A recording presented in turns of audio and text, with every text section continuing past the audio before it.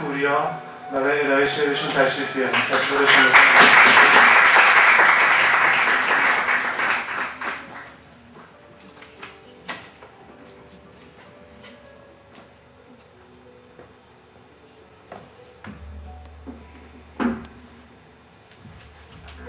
فردا تمام صومعه ها می شود کنشت، فردا جهان دوزخ ما می شود بهشت، فردا که روز خوب رهایی فرا رسد، شاید تمام شعر مرا می شود نوشت. دوستان فکر می‌کنم یادتون هست من در نشست پیشین یه شعری رو خوندم که 22 بیت بود. ردیفش اگه یادتون باشه این بود که ادب مرد بهتر دولت اوست. یعنی من 23 بار دست کم این واژه مرد رو به کار بردم. بعد که رفتم نشستم بعدش تازه خانم مجری فرمودن که شب شعرمون در مورد زن هست و قرار است در مورد شأن شخصیت زن مردم شعر بگم. خب طبیعی بود که خیلی ناراحت شدم، نه دست مشکل دارم، در اصل خودم که آگاهی نداشتم. من کارم همون که خیلی میدونن ستاره شناسی من نجوم هست، با کهکشان‌های بسیار زیبا، سحابی‌های بسیار شگفت‌انگیز، سیارات بسیار بزرگ و دنیاهای خیلی ژرفی سر کار دارم. اما میتونم به جرئت بگم که در کل فرآیند آفرینش هیچ باشنده‌ای بزرگتر، باشکوه‌تر، زیباتر، ژرف‌تر و شگفت‌انگیزتر از زن پای به عرصه بزرگ نمی‌ذاره.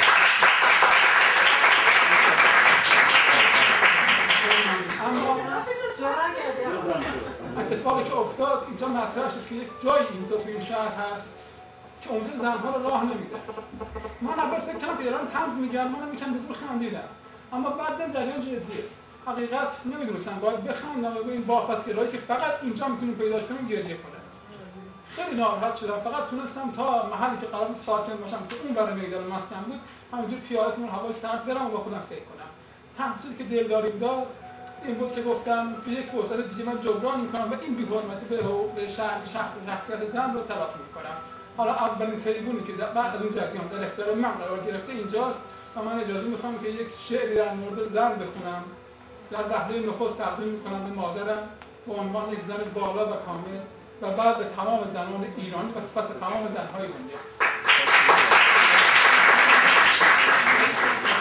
طرب انگیز هست و ساز دف نیست، طرب انگیز هست و ساز دف نیست، سراسر شهد و شکر هست و صف نیست.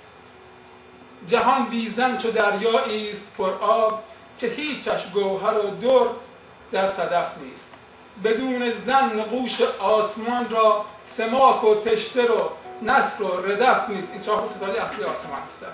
بدون زن نقوش آسمان را سماک و تشتر و نسر و ردف نیست. بدون به خمخانه جهان ساقی زنانند، شراب دلکشی بر دوش رف نیست. شبیه زن شراب و شمع و شاهد، شکر افشان شه شور و شعف نیست. بدون شهد شورانگیز چشمش شراب و شهد را شید شعف نیست. شب و شیدایی و شور و شرافت به چشم زن بجو در آن طرف نیست. درست است این که مردان دل قوی‌اند، ولی بی زن که خشت ما خزف نیست. بدون خون دل خوردن ز مادر، پسر یا دختر بابا خلف نیست. در وقت سختی و مشکل به جز زن، نداگویی به بانگ لا تخف نیست. تضادی در لطافت هست و قدرت، اگرچه جنس قلبش از کنف نیست. اگر عمرت به پاهایش بریزی، به دل سوگند عمر تو تلف نیست. یقین دارم که از خلق جهان هم خدا را غیر خلق زن هدف نیست.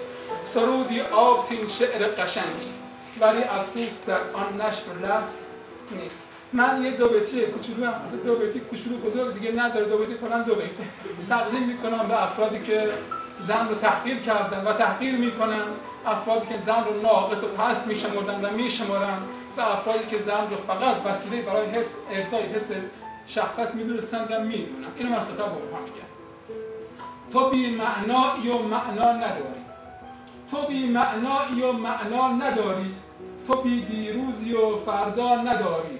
به ناقص بودنت مدرک همین که گ و چه و پ و ژ را نداری.